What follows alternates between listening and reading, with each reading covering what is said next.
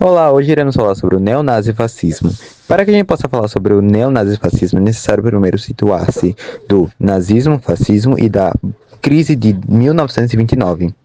A crise de 1999 foi também conhecida como a quebra da Bolsa de Nova York, pois no fim da Segunda Guerra Mundial, os Estados Unidos era o banco que emprestava dinheiro para a Europa pós-guerra.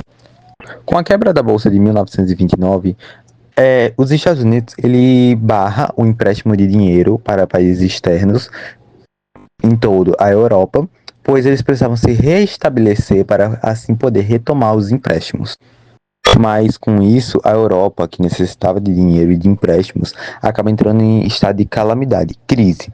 O povo começa a enfrentar diversas dificuldades, tanto financeiras quanto alimentares, e assim surge um ambiente perfeito para a proliferação do nazismo e do fascismo, pois ambos se alimentam da raiva, ódio e ações extremas. E agora, dando esses conceitos básicos, irei passar minha fala para o universitário formando pela UFRN no curso de História, Davi. Olá, Davi, boa tarde. Davi, como já foi ciente e citado aqui, já dá para perceber que o neonazismo ele trata o povo, o neofascismo trata o povo como massa de manobra. E eu gostaria, por favor, que você pudesse explicar como como é feito essa jogada, como que ele é usado para tratar o povo como massa de manobra, fazer com que o povo ache que tem escolha, o povo ache que tem poder, direito de fala, mesmo não tendo. E também seria muito bom que você pudesse explicar como é que ele é utilizado para maquiar problemas sociais. Olá, Pedro. Boa tarde. Eu acho que a gente tem que começar entendendo o contexto italiano do período de guerras, né? Mesmo que a Itália tenha lutado do lado vencedor, suas perdas na guerra foram enormes. 5 milhões de italianos lutaram na guerra e desses cerca de 1 milhão de combatentes morreram, o que representava cerca de 3% da população italiana da época, o que deixou muitas famílias desamparadas. E mesmo entre os sobreviventes, muitos ficaram feridos e psicologicamente abalados, e a situação econômica do país, que já não era boa, piorou devido às dívidas contraídas na guerra. Além disso, os aliados da Itália, como a França e o Reino Unido, não cumpriram o acordo de entregar à Itália territórios na Europa que pertenciam ao Império Austro-Húngaro ou às antigas colônias alemãs em África, o que fortaleceu bastante o nacionalismo italiano. O que fez com que muitos veteranos da Primeira Guerra se juntassem às milícias que o Benito Mussolini fundou no ano de 1919, chamadas de Fate Italiane de Combattimento, cujo objetivo era principalmente reprimir greves e outras ações de sindicatos. Os fascistas cresceram muito rapidamente devido tanto a essas consequências da Grande Guerra e o medo de uma revolução comunista liderado pelos operários italianos, o que acabou inclusive aproximando os fascistas das elites econômicas e da aristocracia italiana. Em 1921, fundado o Partido Social Italiano, que, entre outras coisas, prometia transformar a Itália numa grande potência, conquistando territórios para construir o seu espaço vital, criando um Estado corporativista que iria industrializar o país rapidamente. E já no ano seguinte, em outubro de 22, 30 mil camisas negras armadas, que eram como eram conhecidos os membros dessas milícias fascistas, realizaram a marcha sobre Roma, pressionando o rei Vítor Emanuel III, que acaba nomeando Mussolini primeiro-ministro, ou Duce, líder em italiano, como ele era mais conhecido. Enfim, é nesse contexto que o fascismo ganha apoio entre a população italiana. Toda essa crise, que só seria agravada pela crise de 29, que você falou antes, que fez com que as pessoas desacreditassem não só o liberalismo, mas a própria democracia liberal, os fascistas prometeram barrar e reordenar completamente a Itália, socialmente, economicamente, culturalmente e até religiosamente. E o meio pelo qual eles fariam isso eram conquistando territórios de povos ditos inferiores para construir o seu espaço vital, o que inclusive serviria para tirar a Itália da crise que se encontrava e, ao mesmo tempo, voltar ao período do Império Romano, da qual a Itália seria uma herdeira. Obrigado, Davi. E eu acho também bastante interessante a gente frisar também que o nazismo, ele é bem intrínseco com o fascismo, porque ambos são coisas diferentes, são coisas totalmente diferentes, mas que são intrínsecas, que se relacionam. A gente também pode falar sobre o neonazismo e a influência nazista no Brasil, né? Porque o nazismo, ele foi permitido no Brasil durante 10 anos. Houve durante 10 anos partidos nazistas em Santa Catarina, no Rio Grande do Sul. E ele sempre foi muito bem adotado por políticas de ultradireita. Eu acho que essa é a palavra certa, não é nem extrema, é ultradireita. Ele também vem surgindo na Europa pós Segunda Guerra Mundial, em que os países estavam em crise, e ele também surge na Alemanha, né? Porque, como a gente já havia falado antes, em 39, a Alemanha nazista foi o único país que conseguiu zerar o desemprego, mas a gente sabe que tem todo uma movimentação por trás.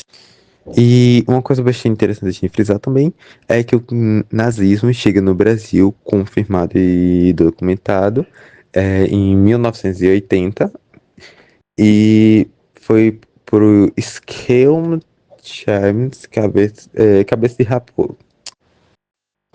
O nazismo é uma forma de fascismo. Acho que uma das principais diferenças entre as duas ideologias é que no nazismo a questão racial é muito mais central do que no fascismo. Porque para o fascismo italiano, o racismo é mais uma maneira de justificar a expansão imperialista, enquanto no nazismo, além dessa questão, tem também o mito da punhalada pelas costas. A derrota alemã na Primeira Guerra era inevitável, mas no momento que o país se rende, não havia tropas inimigas no seu território. Então, muitos alemães começaram a acreditar que a rendição não aconteceu por erros militares ou incapacidade de continuar a guerra, mas por sabotagem interna de grupos como os bolcheviques e principalmente os judeus.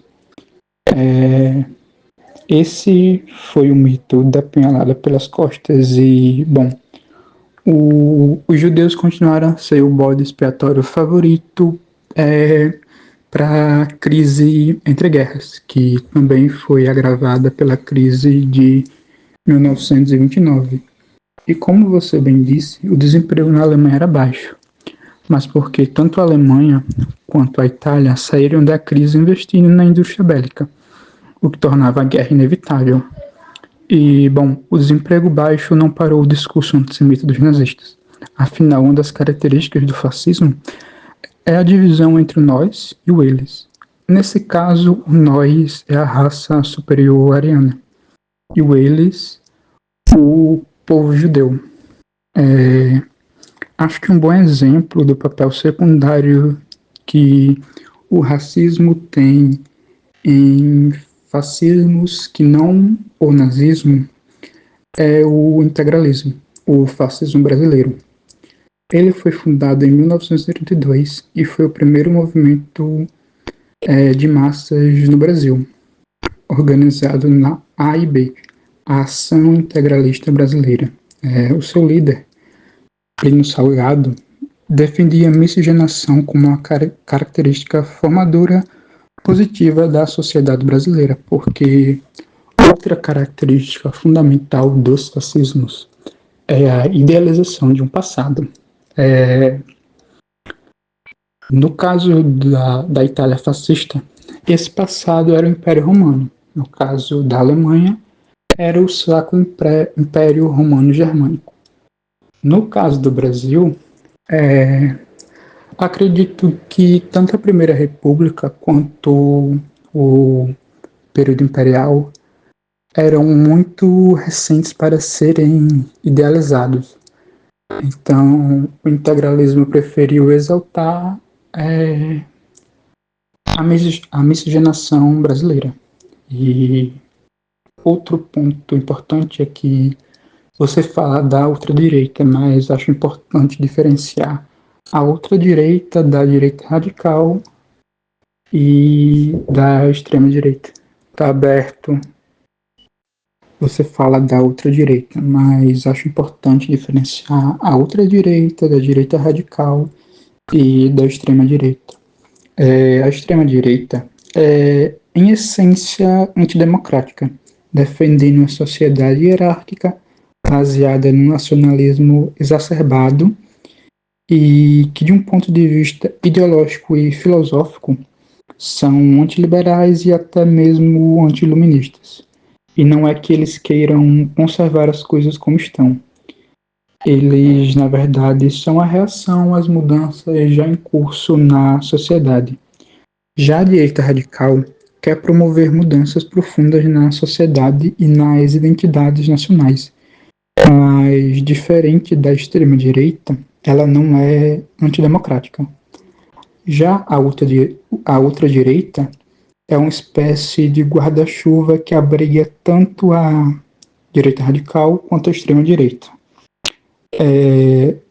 Sobre o Partido Nazista, você está certo, né? O Brasil teve um grande partido por cerca de 10 anos, o maior que teve fora da Alemanha. Mas não devemos achar que só tem nazistas e fascistas em Santa Catarina ou no eixo sul-sudeste do país. O Gustavo Barroso, um dos principais ideólogos do integralismo, era cearense, por exemplo. Mas a gente não pode acreditar que o nazismo é uma coisa longe. Ele realmente acabou sendo o seu ápice, sua força foi extinguida lá atrás, no período pós-Guerra Fria. Porém, não podemos dizer que as suas ideias acabaram, porque infelizmente ainda há pessoas que seguem seus conceitos e suas ideologias, e assim fizeram uma nova ideia, um novo conceito, chamado de neonazismo. O neonazismo, ele traz vertentes do nazismo, como a xenofobia, racismo, o antissemitismo e o machismo e a revolta contra feministas. E uma coisa muito interessante, como eu já havia citado antes, mas é bom a gente reprisar, que é revoltante o nazismo ter ficado 10 anos no poder, 10 anos sendo um partido político legal e só foi barrado em 1988 por JK, pois, assim, mas a gente ainda teve durante 10 anos partido nazista no Brasil, em Santa Catarina, legal, com a legalidade política, todos sabiam que ele estava ali, todos sabiam que ele existia, e mesmo assim ninguém fazia nada. Isso é uma coisa assim revoltante.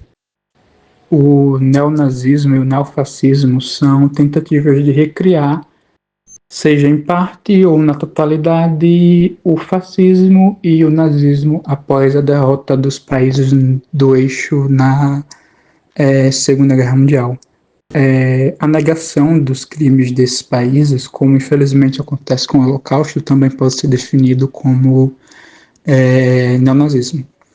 No caso do Brasil, Apesar do integralismo ter se enfraquecido após a morte do Plínio Salgado, ele continua com um número razoável de simpatizantes, pois os neo-integralistas conseguiram, inclusive nas eleições de 2022, lançar o Padre Kelmon como candidato à presidência da República pelo recém-extinto Partido Trabalhista Brasileiro, o PTB. Além disso, uma pesquisa realizada entre os anos de 2019 e 2021 comprovou que houve um aumento de mais de 270% de grupos neonazistas no Brasil, o que representa mais de 530 núcleos extremistas e 10 mil pessoas afiliadas a esses grupos.